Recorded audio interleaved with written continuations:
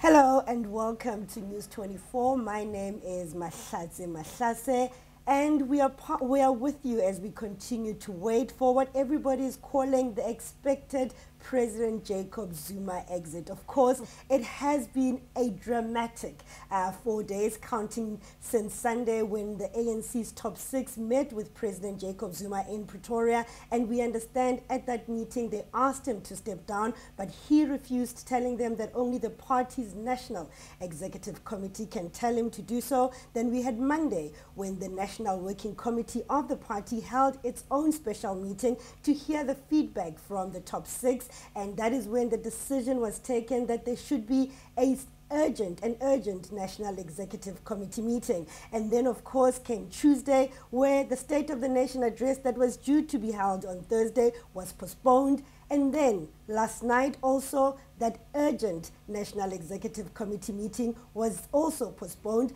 following what the ANC is calling constructive and fruitful meeting between President Jacob Zuma and the ANC President Cyril Ramaphosa. So as the anxiety builds up, we thought we'll bring in our resident analyst, Melanie Fervu, to just try and make sense of what is going on. Time is going by, but President Jacob Zuma is not going anywhere.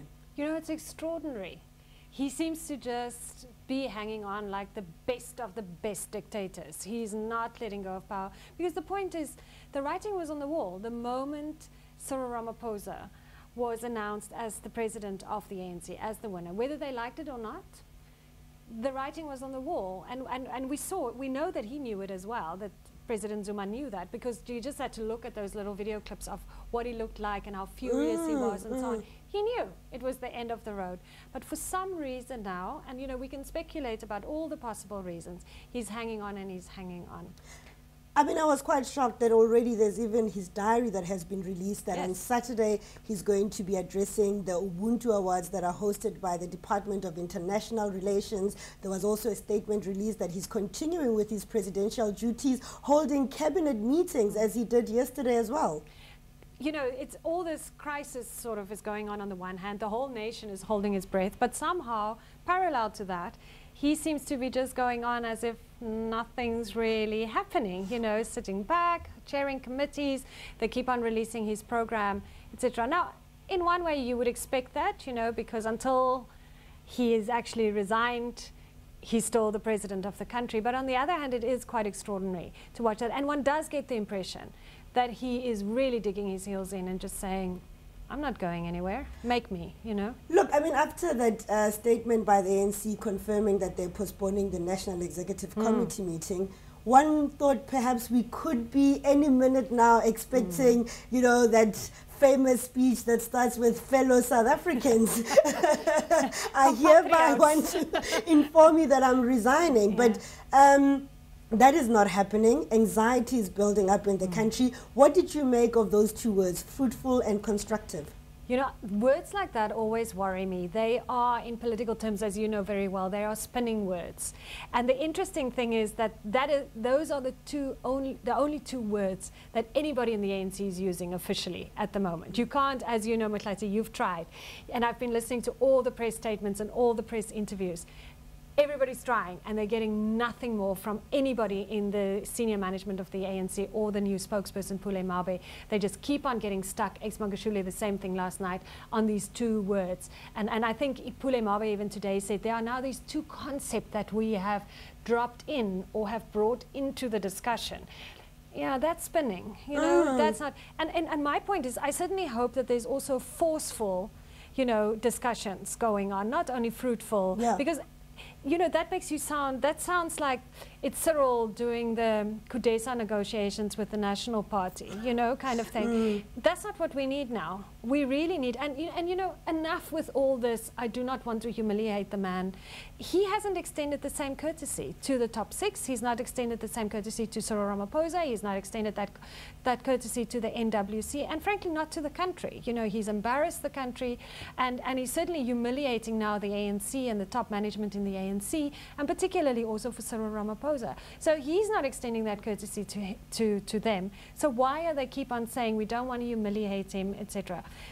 The only problem, of course, that they do have is one, that the mechanisms that they have to get rid of him is very limited. And then the second thing is, of course, that they are worried about what happens inside the ANC. So whether they're going to see massive splits, and in particularly whether that can run over into violence in KZN. Is that a real fear? I mean, yesterday we also had that dramatic statement from the SACP where they were saying, condemning what they're calling ethnic mobilization, and also threats that President Jacob Zuma wants to recall his deputy in government, Cyril Ramaphosa.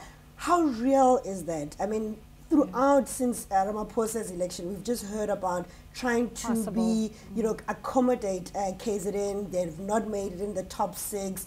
How real is that? Well, as you know, KZN, it's not a question about whether there is political violence within the ANC or not. We know it's big and it's there.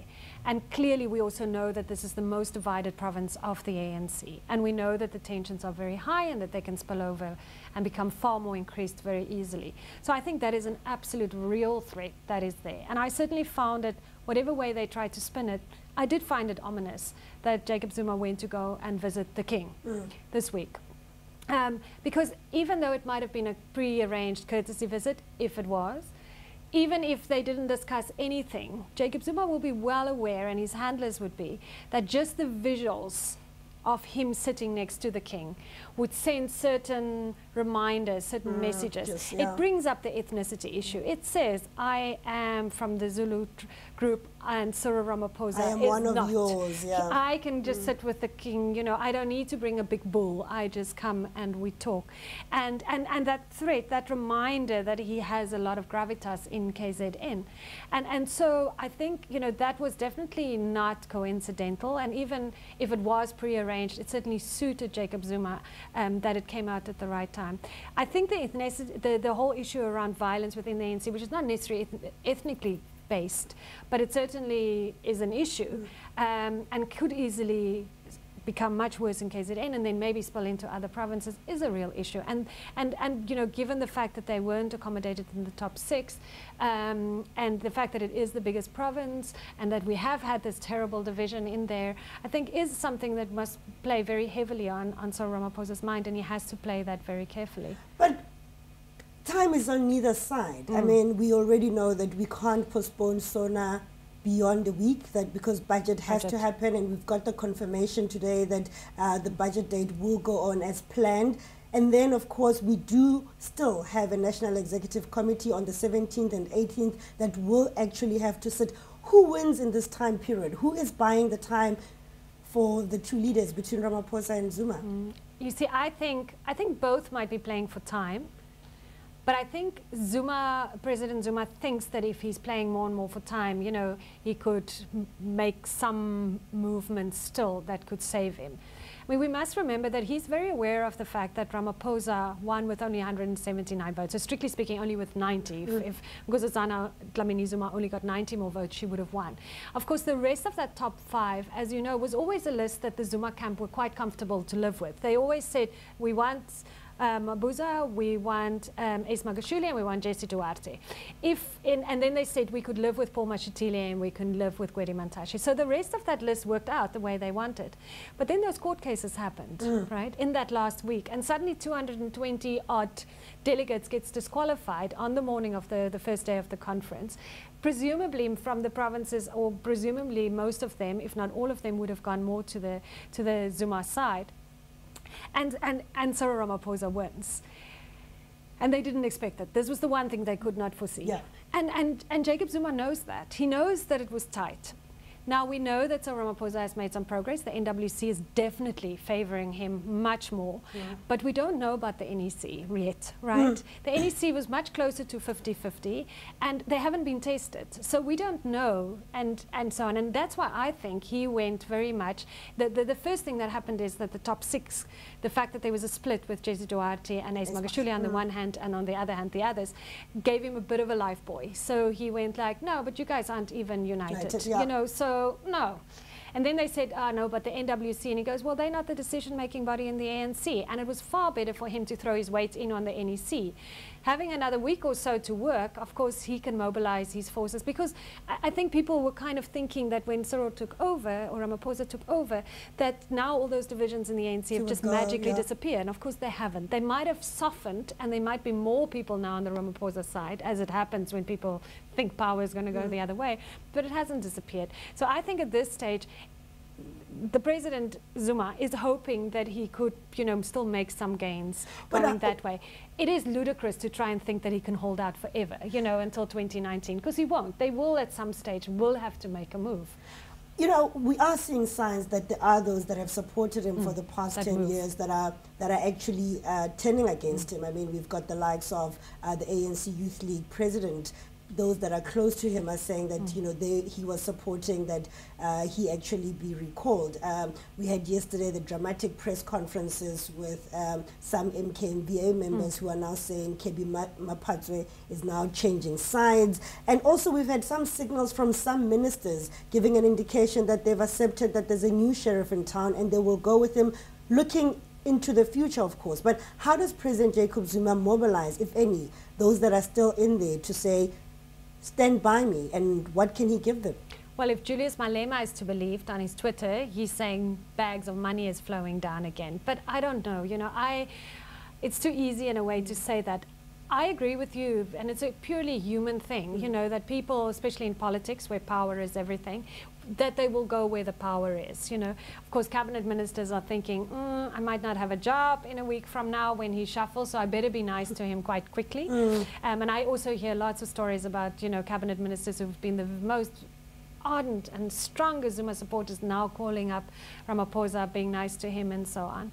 And so, you know, of course they go. I think there's also the element of course, what Ramaphosa is good at. And this is what he's good at. He is good at bringing people together to a large extent. He is good in convincing people to come over to positions and political spaces which they are not comfortable with, you know. So, I mean, the thing we must remember that is what made him Mr. Gudesa. Yeah. And the thing with Ramaphosa is that is his strongest, most probably one of his strongest personality traits. It could also be one of the personality things that trip him up a little bit, especially at the moment where he needs to be, I think, extremely firm with a very shrewd political operative like Jacob Zuma, who has to some extent the law on his side. You know, there's nothing in law that says he has to go, and yet have not got the rest in place. So the other argument that others are putting forward is that if you are one of these compromised ministers who have been shown to be incompetent, or you're embroiled in one financial scandal or the other, you might be calculating and saying, if I push this long enough, 6 months I'm still in a job, we'll see what happens down the line. I mean, obviously that could have consequences though for the party generally. Well, of course, and we know that thing that everybody has been talking about, and that is that Jacob Zuma was in intelligence, and if there is a skeleton in anybody's closet, you can be sure that he knows about it. So I also think there's just pure blackmail and threats. It didn't 100% work at the ANC conference, and I think that must have rattled them a little bit. So, you know, I'm not sure how far it will go at the moment anymore, you know, because people will calculate. People will politically calculate now and go, there's too much of a risk, you know, to stick with him when at most he can stay on until next year, and that seems very unlikely at this stage. What if Cyril Ramaphosa loses this one and actually President Jacob Zuma stays in power? I mean, he's been able to get supporters who had left the ANC to come back, as he had called it.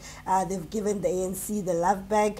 But with every day, surely with every day that we are waiting for the Zuma exit, he is losing that ground that he had gained. But Mklatse, I think that's exactly why it most probably suits Ramaphosa as well to get a little bit more time, you know, because if he lost the whole fight about who delivers Sona, of course, the next one was the NEC. If you then, because we don't, like I've said before, we haven't tested the NEC, so we don't know, if Zuma, for some reason, President Zuma can then say, somehow convince them to do a kind of ANC solution, let's further engage, you know, let's talk a bit more, let's get a subcommittee, you know, that kind of thing that the ANC is so good at. You know, let's do something. So they don't make an immediate decision because we have to unite the party, this big narrative of unification. Then he lost another round. So then you get to budget, so it's another victory for Zuma because he's still in with the budget. Now you're back, now you're down at the vote of no confidence of the 22nd, which is tabled by the EFF, of course. Yeah. And President Zuma's not a fool. He knows there's no way the ANC will give that victory to the EFF by saying to their members, you have to go and vote with the EFF. That's too big a victory to give to Julius Malema. So the best would be also hypocritical, given what happened in the last votes of no confidence. So confidence. the best you could hope for is maybe that the ANC at that point says, we give you a free vote to their members, so you can decide what to do. But that will only work if they then have another vote of a secret ballot, most probably. Yeah. And the point is, if Ramaphosa or loses, so if, in other words, if Zuma wins, another vote of no confidence, if he survives that, then it's done. It is so damaging to Ramaphosa. And to the ANC. And I to mean, the we ANC. are counting down to the 2019 exactly. general elections. But this is why I think also it suits Ramaphosa at this stage to just have a little bit of breathing space, to try and do whatever he can do. The threat of the NEC is still there. And hopefully they will have their backbone by then, you know, and be strong enough to push him out if he's still hanging on to then. And then hopefully, I mean, the other thing is, of course, the ANC could also table their own motion of no confidence, but that would involve trying to get Julius and the EFF to withdraw theirs, which unlikely that they would do that. They could do an ANC in the Western Cape. You know, that kind of thing. But so the threats are still there. And yes, I mean, all of this, you know, there is this sweetheart moment at the moment with Ramaphosa, both internationally and here. There is hope again in the country. There is general, I mean, we know there's some political opposition to Ramaphosa, but I think in general, you know, there's a new feeling of hope. And sometimes it's not closely as big, but you get that little excitement again of post-94, you know, where people think, we can do this, we can be the best, we're coming we can be back, good, coming back, the markets are happy, and so on and so on. And you know, this is also a different Ramaphosa from that time, to be fair. He's also now into radical economic transformation. He understands the demands of this country. So there's that excitement. But every day he is going to lose capital if this goes on much longer. And that sweetheart moment will only last that long. And then both internationally and locally, that will disappear. And Ramaphosa will look like a lame duck. I know you do talk to international investors, people that are looking at this country wondering, you know, is it time to come back and invest? And what is the general mood? I mean, are they as anxious as we are as a nation? And could that have, you know, dramatic effects going down? Or, you know, there's still that space for him to manage this? Look, they are. If it was, in fact, if it had gone the other way at Nasrec, I think it would have been disastrous. It was very clear, and I work with a lot of, as you say, a lot of people in the financial markets and investors and so on. Capital would have just flown out. People were really sitting tight, etc. They were also sitting tight on money. They were sitting tight on money which they didn't want to do anything with.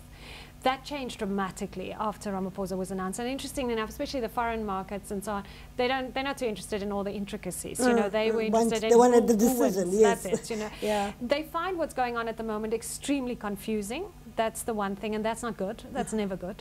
Uncertainty, which is the one thing they've been telling us we need. Stability. So, you know, every time I try and explain this to American investors or British investors, British maybe not so much, but American investors find this just mind-boggling, you know, that this is taking so long. They don't understand why more decisive steps cannot be taken. It doesn't logically make sense to them. And of course, one tries to explain that there's a particular culture within the ANC of decision-making, which is far more collective. So it isn't just Ramaphosa who says, off you go. It doesn't work like that. But they find it confusing. And the longer it goes on, the more damaging, as we've already said, it's going to be. But they are ready. I mean, so there's still a great affinity to South Africa. People want to see South Africa work. I think everybody in the world wants to see us work. We are desperate to see us work. Exactly, but the world as well. Some good news, you know. You've been there inside the ANC. I mean, the way that they've managed this period, your sense of how they've just, you know, managed this crisis that is enveloping. You know, on the one hand, I'm not surprised. Every time people get all excited, like even last night when people were saying this, you know, this means something, I go, no, nothing surprises me anymore, because in a way it is, the ANC has a way of muddling through difficult situations, you know, and it's always slightly messy and it always takes time and it's always convoluted and complex. I have no doubt that Jacob Zuma is going. There is no question for me that he will be going. The only question that's always been there is how long is it going to take, how much damage is he going to do, and through what process, how far will they have to go. And I have to say, this is almost new for the ANC as well, a little bit. You know, Thabo Mbeki went quite quickly comparatively. And he volunteered. Exactly. I mean, he made it easy for them, yeah. I mean, the writing was on the wall for him as well. He was also not keen to go, but he had the foresight to know it's done. There's nothing he could do about it anymore. And I have to say, the one thing we must maybe recognize is it must be sweet revenge for him. For Thabo Mbeki, yeah. I'm sure he would deny this officially, but I'm sure he does sort of chuckle a little bit to himself behind his pipe when he watches all the shenanigans, although I'm sure he's very worried as well about what's going on, you know. So it doesn't surprise me, and I'm also sure we'll have a positive outcome at the end. The only question is how much damage can be done still until we get to that point. The ANC is planning quite elaborate celebrations as part of their 106th birthday. I mean, they are in the Western Cape this weekend. Almost all of the leaders will be here. What should we be hearing from a Cyril Ramaphosa, from a Gwede Mantashe, Paul Mashatile, Didi Mabuza? What should we be hearing from them? You know, the sad thing is they will say all the right things. Of course they will. They will talk about our beautiful country, about all the potential. They will talk about eradicating corruption, starting anew, starting afresh. I'm hoping Ramaphosa talks a little bit again about the sort of fabric of our society, the Rainbow Nation, you know, also sort of again encouraging more inclusivity in terms of the racial context rather than the fight, the sort of more fragmentation that we're increasingly seeing around the race issue. The difficulty is, though, even though they might say everything right and the most beautiful speeches, as all of them, and particularly Cyril, is quite competent in doing, is that if the President Zuma question has not been resolved, all of that's going to be a bit of a damp squib. Because that's all we would want to hear from him. That's actually all anybody's interested at the moment. You know, it's all they really want to hear. And this is the thing. I mean, look, we know that Cyril Ramaphosa was trained up by Madiba to a large extent. We know he's got so much of Madiba's personality in him. We know that Madiba actually wanted him to be president and acknowledged later on that most probably he made a mistake. We also think that the country would have been a very different trajectory if he did become president after Mandela. The one thing, though, that Ramaphosa needs to show us now is we love that bit of him, and everybody I think in the country loves that, and that's what gives us hope, that reminds us of Madiba. But what we need to see is that backbone that Madiba could show at times, where he would pull his back up. It came out rarely, but when he needed it, it came up. You know, where he would say to de Klerk, no, now I'm walking away from Podesa, because you will not do that, you know, because that is not correct. Madiba once said to me, you know, that 90% of the time you do the popular thing and you do what people, but what really defines the true leader is that 10% of the time where you have to do the really unpleasant and the really unpopular thing. And even though it will be a popular decision, it's undoubtedly a very unpleasant thing, and most probably is not something that sits well with Ramaphosa's personality. But he has to do it now. How long do you give it? I mean, you know, from what people were telling us from that NWC, he was unhappy with the way President Jacob Zuma treated them. The indications was that, you know, they felt that they were disrespected as the new leadership of the ANC. He was quite arrogant. And then, of course, we had that surprise announcement of the meeting that they had between the two of them. How long can he give Jacob Zuma? You know, that depends on what Jacob Zuma is saying. You know, how much, has he got something still? Is there still a trump card somewhere? That's the one thing we don't know. Is there still a trump card? Because otherwise, why is this taking so long? You know, it can't just be that we don't want to humiliate, we want to be nice, we want to we want to unite the ANC. Is there a trump card somewhere that he's sitting with? And that's a question that hasn't been answered.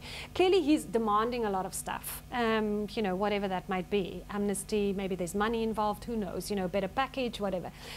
None of that is that hard to sort out. So that, I'm sure, can be done. It is a question of whether there's a trump card somewhere that one ask is so big and he's got a trump card that is stalling the whole thing. I don't see it going beyond the NEC meeting on the 17th, 18th. I mean, I think we'll have a decisive outcome then. It is possible to see it earlier, and one would hope that it is earlier, you know. Under normal circumstances, if we were not dealing with Jacob Zuma, if we were dealing with anybody else, I would have said he would be gone by the weekend. But I've also learned over the last few years that nothing quite works the normal way when it comes to Jacob Zuma. He's a tough nut to crack. Before we let you go, the arrest of Mabuya Khulu in KwaZuluNatal, what did you make of that? That's interesting, isn't it? I mean, that is the part of well, I don't know if it is part of the messy sort of KZN politics, but we know he's one of the big supporters of Ramaphosa, and as also the leader of the PTT, the interim structure that they've put up. So it's worrying that that is happening. You know, the timing the timing seems like many things in politics. It's always in the timing that one reads sort of ominous messages. So we will have to see how it plays out. You know, is there something real behind it? If it turns out that there isn't something real behind it, then of course it had clearly had a political motive more than anything else. Well, thank you very much. That was our resident analyst, Melanie Verwoerd, joining us here on News 24 as we continue to watch the Zuma exit. As she said, timing is everything. When will it happen? We all don't know. Thank you very much for joining us. My name is Mahlatse Mahlase.